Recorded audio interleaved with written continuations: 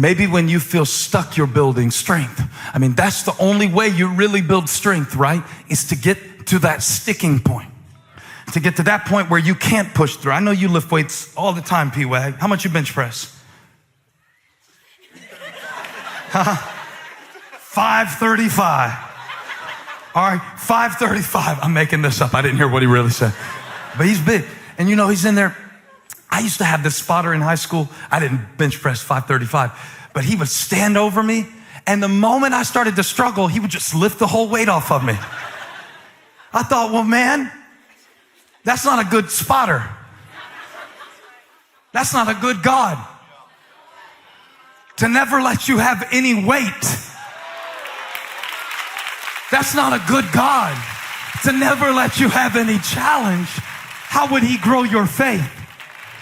No, see, a good spotter, you're on rep 11, right? 535, rep 11. And I'm just a little stuck. And God is standing over your life. I need you to know this. And he sees where you're stuck, that sticking point. And he says, I'm not going to take it off of you. I'm going to give you a lift. Have you ever had God be your spotter? I declare the God of angel armies is standing over your life. And if you feel stuck, he will do what you cannot do. He is your strength.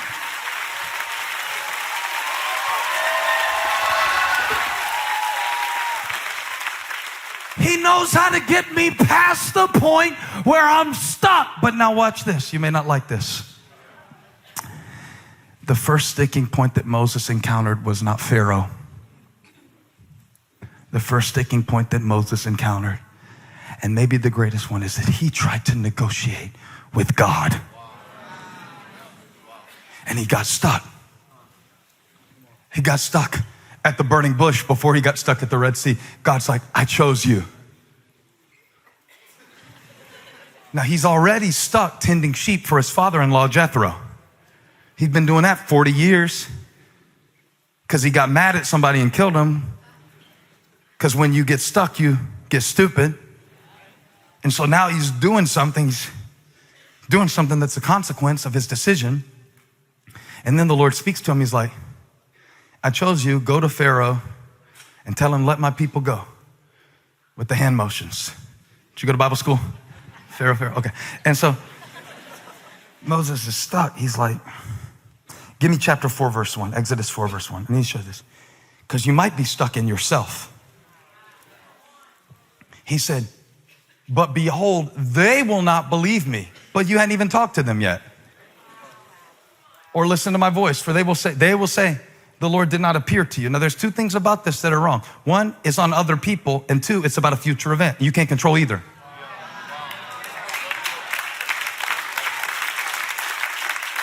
So he's stuck. And he's stuck for good reason. It's because he knows himself. He knows Moses. You know you. And to negotiate with God is usually like, nah, I better not try that. So I'm stuck in myself. And he's already, isn't this crazy? He's telling himself a story of what's gonna happen. You ever been stuck in a story of what's going to happen? Wake up in the middle of the night sometimes, just like, I'm in a king-size bed, everything's good. Got the most beautiful woman in the world sleeping next to me. I'm screaming. I'm stuck in a story of what might happen tomorrow or what has happened before. You ever been stuck in a story? Yes. Have you ever been stuck in yourself? Have you ever been stuck in a story about yourself? I mean, rejection is painful, but Moses takes it to a new level. This is not rejection. He rejects himself before anybody else has the chance to. This is like advanced level rejection. This is prejection. Huh? I'm not even gonna try. It's the story of my life. Everything always goes wrong. And I see this. I don't want to do a dating seminar. We already did a negotiation seminar. When you ask her out on a date, like, I know you probably don't want to, but you gotta have some confidence to it, man. Walk up to her like, hey, I didn't know if you wanted to go Tuesday or Wednesday. Come on, I'm helping you. Name your kid Larry. That's my legal first name. But Moses is like, I can't do this. I know me. I don't have it. I can't do it. He's stuck in a story about himself. Now, the bigger story does not revolve around you. Remember that. When we get stuck in ourselves, we miss the whole point that God is doing something that is bigger than you. It's bigger than what's wrong with you. It's bigger than what you didn't do. It's bigger than the time you wasted. And it's certainly bigger than the opinions of others. So God makes this kind of like pep talk. He's like, what is that in your hand? What is that in your hand? Which this wouldn't make me feel any better if I've got to lead a whole nation and tell the most powerful man in the world, let my people go. Yeah. It's like, what is that in your hand? And Moses says, give me the verse. A staff. The ESV calls it a staff. But technically it's a stick. For every sticking point in your life, God has given you a stick. And you've got one right now. In order for Moses to see what that instrument could be, he had to release it and throw it down on the ground. When he released it on the ground, it became a snake. Until you surrender it, you will never see what it could be. I'm gonna preach this thing. I'm going home in a minute, but let me tell you something right now. If you will release it, if you will put it before God, if you will say, here's my intellect, here's my will, here's my understanding, here's my ability, you will watch it transform. It will transform. It became a snake to become a sign because Moses needed to know this is really God because he was stuck in himself. And when you need to get out of yourself, you have to release what God has given you so he can show you what it can become. But then he had to do something crazy. He had to do something that I would never do. He had to do something that you only do if you really love nature. He had to pick up the snake. Because when he first released it and it became a snake, he ran from it. Because he was smart. Not because he didn't have faith, but because he had intelligence. But then God called him to reach for what he had been running from. I promise you, I feel the Holy Spirit so strong right now. And when he did it, it turned back into a stick. A stick is something small, but it would be that same stick. I need you to know this because you've never been through this challenge before. You've never been 24 before. You've never been 61 before. You've never been a wife before. You've never been a mom before. I've never been a dad before. This is my first rodeo. You've never been through this before. This wasn't on my schedule. And I don't feel like I'm what I'm supposed to be for what I'm up against. Can I tell you what God told Moses? By the power of the Holy Spirit, that when you stand in front of those Red Seas in your life, God took him back and showed him the same stick that God had changed into a snake and back into a stick. That same stick. And he told him in Exodus 14, verse 16, I want you to take your stick and point it at what you're going through. I want you to take your stick and I want you to point it at what you can't get over. I want you to take your stick, keep the verse up, because this is right from the Bible, and raise your staff. I know it's small, it always feels small. I know that some of you are visited by the perpetual spirit of never enough, but it becomes enough when you stretch it. It becomes enough when you use it. It becomes enough. This is the miracle of faith. Why? Because God changes things. Say it. God changes things. That's what he does. God changes things. He turns mourning to dancing. He changes things. He gives beauty for ashes. He changes things. He turns shame into glory. He turns crosses into empty tombs. He turns graves into gardens. He turns bones into armies.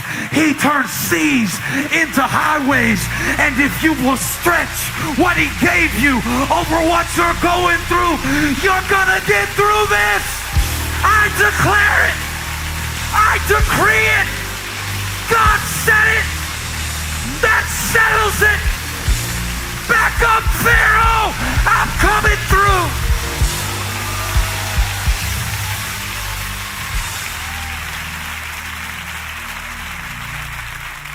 So, I know it feels small. And I know for many, your energy has been diminished by what you've gone through. And I know some of you feel too young, and some feel too old, and some feel too in between, and some feel too shut up and trust your stuff.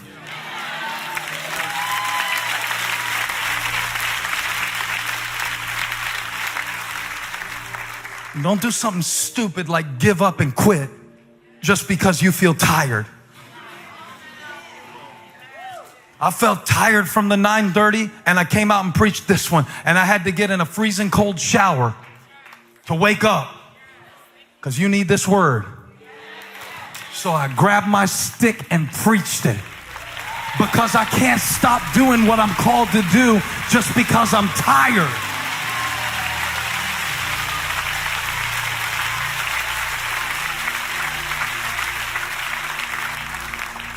But you will have to trust that it is enough.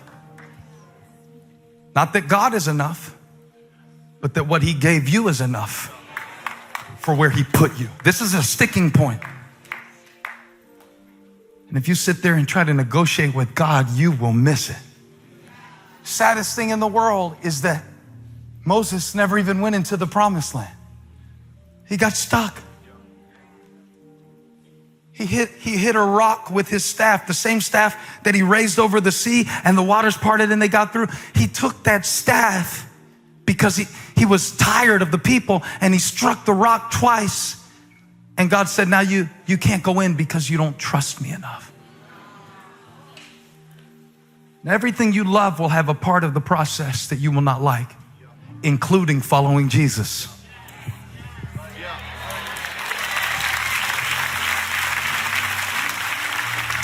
Did Jesus love the Father? Then why did he ask in the Garden of Gethsemane, if there's any other way, I don't want to do it? Because everything that you love will have a part that you don't like. I'm so sick of my generation thinking that we always have to feel happy to move forward. Sometimes we can do it because we love God enough and we love people enough and we're called, and because we have a staff, I gotta stick it out. I gotta persevere. I have a purpose. I have a reason. I have a calling. And no, you can't have me back, Pharaoh. No. Come too far to get stuck here. Some of you came from broken homes and broken families and busted situations, and God would not bring you out here to drown you. He's dealing with your enemies. Stretch your stick and trust your stuff and go forward.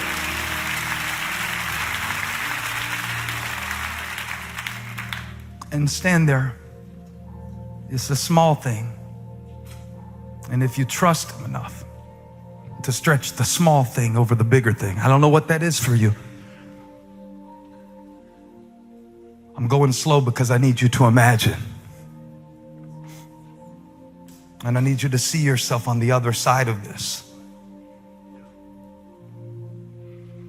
what it's going to be like when you're helping somebody else. And all the hell that you went through isn't wasted, but it's invested.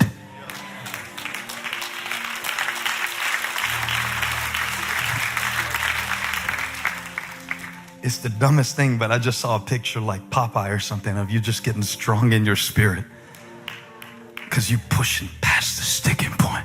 Now, you got a spotter, and God is not going to let it fall on you. But you got to imagine, okay,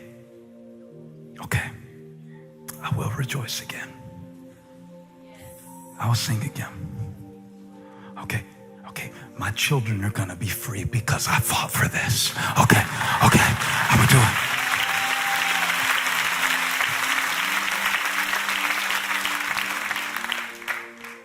it. But you will have to commit. You will have to walk through it. And that means you'll have to walk through something that feels like it could collapse on you at any time.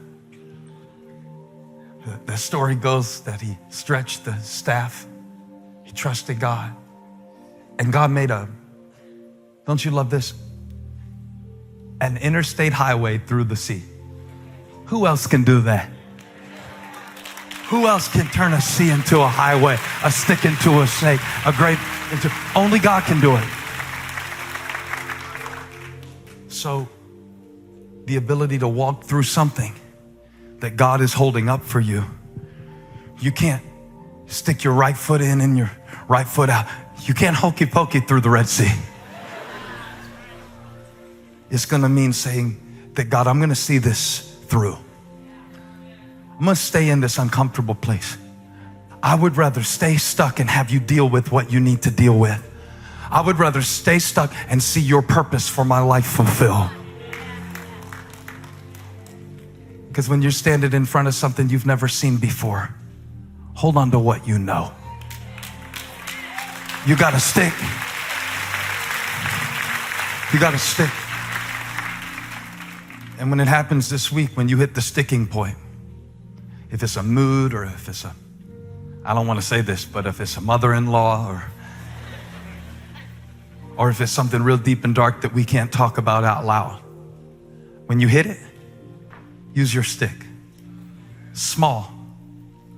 Trust. Imagine. Commit. And know. That spells stick. Small. Trust. God, it doesn't feel like much, but it's enough. Trust. Imagine. Commit. And know.